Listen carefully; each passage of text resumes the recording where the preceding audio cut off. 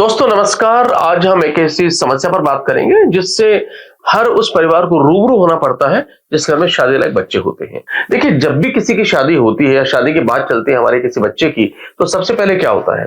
सबसे पहले आपके पास में बायोडेटा आता है और हम बायोडेटा में सबसे पहले देखते हैं उसकी जन्म तारीख, उसके बाद देखते हैं जन्म का स्थान और जन्म का समय। और वो इसलिए देखते हैं ताकि पंडित से जाकर के गुण मिलवा सके, जन्म पत्री मिलवा सके। बाकी सब ठीक है, लड़की की शिक्षा अच्छी है, लड़के का पैकेज अच्छा है, परिवार अच्छा है, लड़की का सब कुछ ठीक है।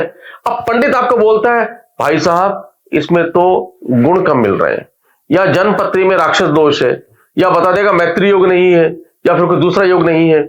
और हम सर पे हाथ रखकर बैठ जाते हैं, अरे यार ये क्या हुआ। अब उसके बाद हम रिश्ता छोड़ देते हैं। अब उसके बाद हम दूसरा रिश्ता तलाश करते हैं।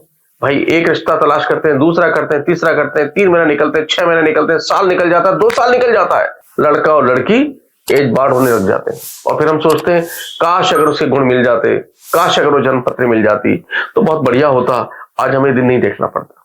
लेकिन दोस्तों यहां पर एक सवाल है जो मैं आपसे पूछना चाहता हूं, मैं खुद से पूछता हूं कि अगर मान लीजिए सब कुछ सही है, लड़के की शिक्षा अच्छी है, लड़के का पैकेज अच्छा है, लड़के का परिवार अच्छा है, लड़के का भविष्य अच्छा है, और सेम लड़की के अंदर भी है, अगर लड़की का सब कुछ अच्छा है, तो फिर अगर कुछ गुण कम मिल रहे हैं या जन्म पत्री में कहीं थोड़ा बहुत ऊपर नीचे है, हमें रिश्ता क्यों छोड़ देना चाहिए?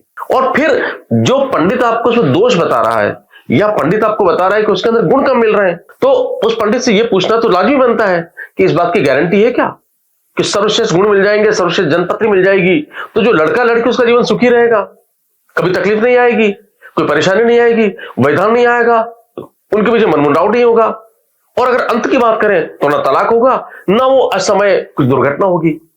कोई पंडित आपको गारंटी नहीं देगा। तो जब वो गारंटी नहीं देगा, वो ये बताने को तैयार नहीं है कि नहीं साहब ये तो मैं नहीं कहूंगा, तो फिर ऐसे में अगर थोड़ा बहुत जन्म पत्री ऊपर नीचे हो रही है, गुण कम मिल रहे हैं, तो फिर किसी अच्छे रिश्ते को छोड़ना कहां तक ईमानदारी है, कहां तक समझदारी है? और फिर दूसरा सोचिए, लव मैरिज होती है, लव मैरिज में तो कोई गुण नहीं मिलते, जन्म पत्री नहीं मिलती, क्योंकि जाति भी नहीं होती हमारे यहां पर, अलग अलग जातियां होती है। अगर उनका रिश्ता ठीक चल जाता है तो फिर गुण कहां रह जाते हैं, जन्म पत्री कहां रह जाती है? और सबसे मजेदार बात तो यह है कि जब हम समय की बात करते हैं तो जिस हॉस्पिटल में बच्चे का जन्म हुआ है वह घड़ी होती है। अब जरा सोचिए, अगर वो घड़ी का समय आगे पीछे हो कुछ मिनट का, तब कोई गारंटी नहीं है, क्योंकि कहा जाता है कि ग्रह और नक्षत्रों में सेकंड्स का फर्क पड़ जाता है, तो हो सकता है वहां फर्क पड़ रहा हो। चलिए उसको छोड़ भी देते हैं। तो बात सिर्फ इतनी सी है कि आप रिश्ते को इसलिए मत ठुकराइए कि थोड़ा 19-20 है, रिश्ता बनाए। अगर बाकी सब चीजें हैं तो फिर गुण और जन्म पत्री को थोड़ा सा मैनेज करें। अब मैं आपको 2 उदाहरण बताता हूं। मेरे एक परिचित हैं, उनके 2 बच्चे हैं, उन्होंने अपने बड़े बेटे की शादी की, बहुत पंडित से गुण मिलाए, सब कुछ मिलाए, बाकी उन्होंने कुछ नहीं देखा, गुण सर्वोत्तम थे। तो दोस्तों बड़ा दुख का विषय है कि उनका मनमुटाव हुआ और 1 साल बाद स्थिति तलाक तक पहुंच गई। जब मेरे पास मैटर आया तो मैंने कहा पंडित से जाके पूछिए ऐसा क्यों हुआ, गुण तो बहुत मिले थे। छोटे बच्चे ने लव मैरिज कर ली, जाति अलग, जन्म पत्री का तो सवाल ही नहीं था। अब वो जीवन में बड़े सुखी रह रहे हैं। अब बताइए कहां गई जन्म पत्री?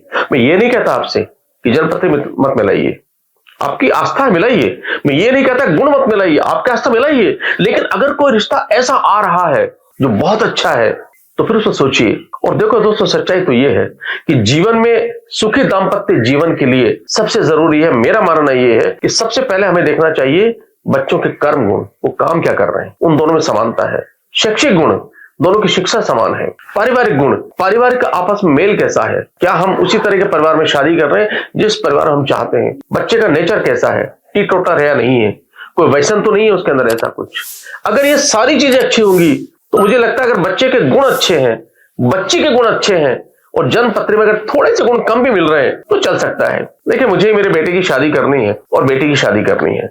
मैंने सोच रखा है अगर मेरे यहां पे कोई बहुत अच्छा रिश्ता आया और उसके अंदर थोड़े से गुण कम ज्यादा मिले तो भाई मैं तो तैयार हूं। इसलिए क्योंकि वक्त बदल रहा है, समय बदल रहा है। किसी जमाने में बैलगाड़ी पे चलते थे, फिर ट्रेन आई, उसके बाद कार आई, आज हम प्लेन में ट्रेवल करते हैं, मोबाइल पे बात करते हैं, लैपटॉप पे काम करते हैं, कई बही खाते लिखा करते थे। तो अगर वक्त इतना बदल रहा है तो आइए ना हम शादियों के अंदर भी थोड़ी सोच को बदले, थोड़ा सा लिबरल करें, बच्चों के समय पर शादी करें और एक सर्वश्रेष्ठ जोड़ा तलाश करें, उसे गुण और जन्म पत्री के आधार पर कैंसिल ना करें। मित्र, फिलहाल इस वीडियो में इतना ही, और जाते जाते गुजारिश हो कि अगर आपको वीडियो पसंद आए तो लाइक भी करें, सब्सक्राइब करें और साथ ही शेयर भी करें।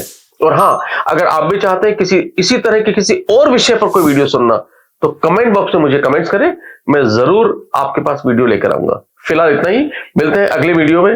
नमस्कार।